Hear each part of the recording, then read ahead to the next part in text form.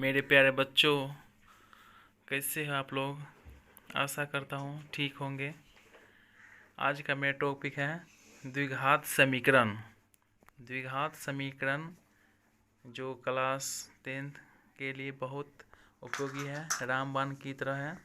द्विघात समीकरण क्या है, यह कितने प्रकार के हैं, और जितने भी सूत्र और परिभाषा और एग्जाम्पल के साथ मैं बताऊंगा। अगर आप मेरे चैनल पे नए हैं तो कृपया मेरे चैनल को लाइक, सब्सक्राइब और शेयर करना मत भूलें। हम अपनी वीडियो के आगे की ओर चलते हैं। आज का मेरा टॉपिक है द्विघात समीकरण, क्वाड्रेटिक इक्वेशन, जो हमारे मैथ के लिए, क्लास 10th के लिए बहुत ज़रूरी है। वीडियो की आगे की ओर बढ़ते हैं। फर्स्ट है मेरा द्विघात समीकरण। द्विघात समीकरण क्या है? तो ax² plus bx plus c equal 0, और जहाँ a इक्वल टू नॉट 0 और a, b और c अचर राशियाँ हैं, यह द्विघात समीकरण का मानक रूप कहलाता है। तो द्विघात समीकरण किससे कहते हैं? तो ax² plus bx plus c बराबर 0, और जहाँ a equal to not 0, a b और c क्या है? अचर राशियाँ हैं। यह द्विघात समीकरण का मानक रूप कहलाता है। जैसे में यहाँ पे हो गया a स्क्वायर क्या हो गया? द्विघात समीकरण। a माइनस एक्स स्क्वायर का क्या हो गया? a हो गया गुणांक हो गया, का गुणांक हो गया bx, रैखिक पद हो गया। b माइनस एक्स का गुणांक हो गया, और c क्या हो गया? अचर पद हो गया, अचर पद। उसके बाद नेक्स्ट द्विघात समीकरण का हल। द्विघात समीकरण का हल क्या है, किस प्रकार से व्यक्त करेंगे? तो एक चर वाले द्विघात समीकरण के दो हल होते हैं। एक चर वाले द्विघात समीकरण के दो हल होते हैं, जिन्हें प्रायः अल्फा और बीटा से व्यक्त किया जाता है। जिन्हें प्रायः अल्फा और बीटा से व्यक्त किया जाता है। उसके बाद है नेक्स्ट द्विघात समीकरण का हल करने की विधि। अब हम लोग द्विघात समीकरण को हल करने की जितने भी विधि है उसको भी हम अच्छे तरीके से पढ़ लेंगे। तो पहला फर्स्ट है गुणनखंड विधि। गुणनखंड विधि, उसके बाद पूर्ण वर्ग बनाकर, थर्ड में है श्री ध्रुवाचार्य विधि। उसके बाद है फर्स्ट क्या है? गुणनखंड विधि, सेकेंड पूर्ण वर्ग बनाकर, और थर्ड में है श्री ध्रुवाचार्य विधि। इस विधि को डेपिक्स मेथड्स भी कहते हैं। इस विधि को डेपिक्स मेथड भी कहते हैं। फर्स्ट है मेरा गुणनखंड विधि। तो इसका एग्जाम्पल हम देखेंगे। फर्स्ट है मेरा गुणनखंड विधि। तो एग्जाम्पल में है x² प्लस एक्स माइनस 110 बराबर 0 का गुणनखंड विधि से हल करेंगे। तो यहाँ पे क्या हो जाएगा? x² plus 10x minus 10x minus 110 बराबर 0। तो यहाँ पे हो गया x, हम क्या करेंगे? कॉमन ले लेंगे। यहाँ पे हो गया x into x plus 11 minus 10 into x minus 11 equal to 0। यहाँ पे हो गया x प्लस 11 और x माइनस 10 बराबर 0। इसलिए x बराबर क्या हो गया? 10 माइनस 11। तो अतः यह क्या हो गया? x² प्लस एक्स माइनस 110 बराबर 0 का मूल है। उसके बाद पूर्ण वर्ग बनाकर जो विधि से जो हल करेंगे उसको भी हम लोग देख लेंगे। तो पूर्ण वर्ग बनाकर हल करने का विधि को हम लोग देखेंगे। तो यहाँ पे हो गया ax² plus bx plus c बराबर 0। तो a से दोनों तरफ भाग देने पर, a से दोनों तरफ भाग देने पर हो गया ax² by a plus b x by a plus c by a बराबर 0। फिर क्या हो गया, ए हो गया x square plus 2 into x into b by 2a plus 2 और प्लस हो गया बी बाय 2a हो गया प्लस सी बाय ए बराबर 0।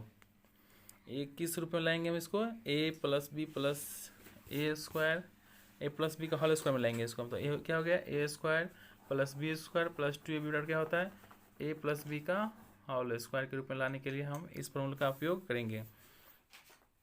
तो हम b बाय 2a को b बाय 2a स्क्वायर को हम दोनों तरफ जोड़ने पर तो ये हो जाएगा मेरा x square plus 2 into b by 2a plus b square by 2a square तो इक्वल b बाय 2 का whole square minus c by a। उसके बाद नेक्स्ट हो जाएगा यहाँ पे नेक्स्ट स्टेप में तो x plus b by a का होल स्क्वायर बराबर b square by 4a square minus c by a. तो यहाँ पे हो गया फिर x plus b by 2a और बराबर root under b square by 4a square minus c by a. फिर यहाँ पे हो गया plus minus b square minus 4ac by 4a square. फिर यहाँ पे ले लेंगे प्लस माइनस 4 का एलसीएम हो जाएगा 2, ये हो गया b square root under b square minus 4ac by 2। तो यहाँ पे हो गया क्या, एक्स बराबर क्या होगा minus b by 2a plus minus root under b square और माइनस 4ac बाय 2a। तो मेरा पे एक यहाँ पे एक क्या सूत्र भी निकल गया। तो यहाँ पे क्या हो जाएगा, यहाँ पे हो गया क्या, एक्स बराबर क्या हो जाएगा minus B plus minus root under b square minus 4ac by 2a। अतः एक्स बराबर क्या हो गया minus B plus root under B S square minus 4ac by 2a comma minus B minus root under b square minus 4ac by 2a। तो मेरे प्यारे बच्चों, आप जितने भी फार्मूला को अच्छे से समझकर अच्छा से उसको याद कर लेना है। उसके बाद है ध्रुवनाचार्य विधि। तो ध्रुवनाचार्य विधि क्या है, थर्ड में है श्री ध्रुवाचार्य विधि। तो यहाँ पे हो गया क्या, a x square plus b x plus c बराबर 0 के मूल अल्फा और बीटा हो तो क्या हो जाएगा, अल्फा इंटू बीटा बराबर क्या हो गया, अल्फा कॉमा बीटा बराबर minus B plus minus D by 2a। और यहाँ पर अगर अल्फा निकालने के लिए हो ए बराबर क्या हो जाएगा, अल्फा बराबर क्या हो जाएगा, अल्फा बराबर minus B plus root under D by 2a और कॉमा बीटा बराबर क्या हो जाएगा minus B minus D root under D by 2a। उसके बाद जहाँ डी क्या हो गया, डी हो गया विवेचक और यहाँ डी बराबर क्या हो गया, डी बराबर हो गया B S square minus 4ac को हम लोग क्या कहें श्री ध्रुवाचार्य विधि कहते हैं। मूलों की प्रकृति, अब हम लोग चलेंगे आगे। मूलों की प्रकृति क्या है, तो जब 0 से बड़ा डी हो तो मूल वास्तविक और असमान होगा। जब 0 से बड़ा डी हो तो मूल वास्तविक और असमान होगा। जब डी बराबर 0 हो तो मूल वास्तविक और समान होगा। और जब डी 0 से छोटा हो तो मूल काल्पनिक और काल्पनिक होगा। जब डी 0 से क्या हो, जब डी 0 से छोटा हो तो मूल काल्पनिक होगा। उसके बाद हम लोग देखेंगे 5 का फर्स्ट है मूलों का योग, अल्फा प्लस बीटा और माइनस बी बाय ए, जहाँ क्या हो गया माइनस एक्स का क्या हो गया गुणांक और ये क्या हो गया बाय एक्स स्क्वायर का गुणांक। फिर मूलों का गुणनफल अल्फा इंटू बीटा बराबर अल्फा गुणा बीटा बराबर क्या हो गया c बाय ए। मूलों का गुणनफल हो गया अल्फा इंटू बीटा क्या हो गया c बाय ए। उसके बाद 6 में हम लोग देखेंगे द्विघात समीकरण।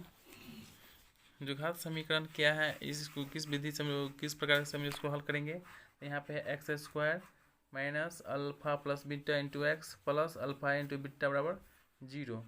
जब हम लोग क्या करते हैं डी बराबर 0 हो तो क्या हो गया, ए अल्फा बराबर बीटा बराबर क्या होता है माइनस बी बाय ए होता है। क्या होता है minus b by A. Example में हम लोग देख लेंगे यहाँ पे, यहाँ हो गया 2x square minus 3x minus 5 बराबर 0 पूर्ण वर्ग हल करें। एक्स स्क्वायर चूँकि 2x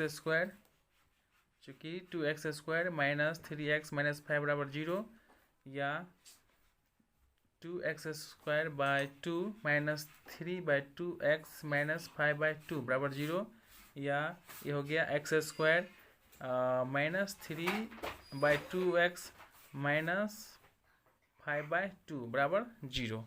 नेक्स्ट है मेरा महत्वपूर्ण सूत्र एवं परिणाम।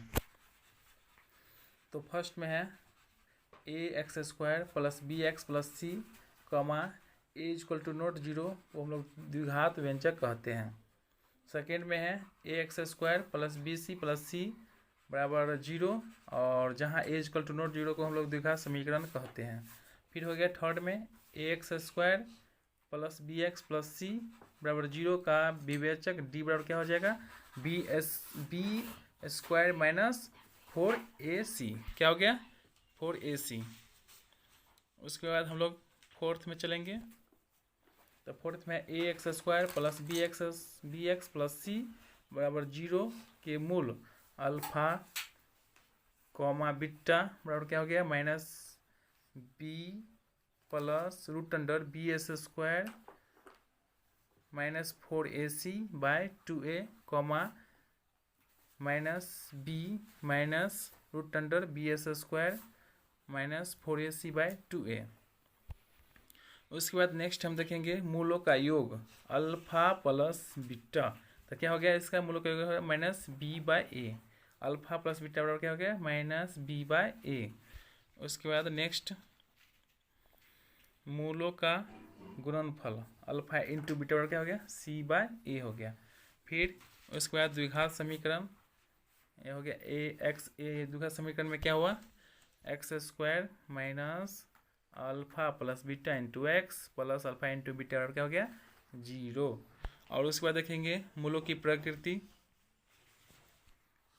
मूलों की प्रकृति में क्या क्या आता है, तो जब डी से बड़ा 0 हो तो मूल काल्पनिक होता है और जब डी बराबर 0 हो तो मूल वास्तविक और समान होता है।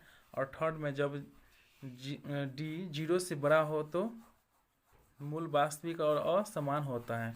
उसके बाद 9 नंबर में हम लोग देखेंगे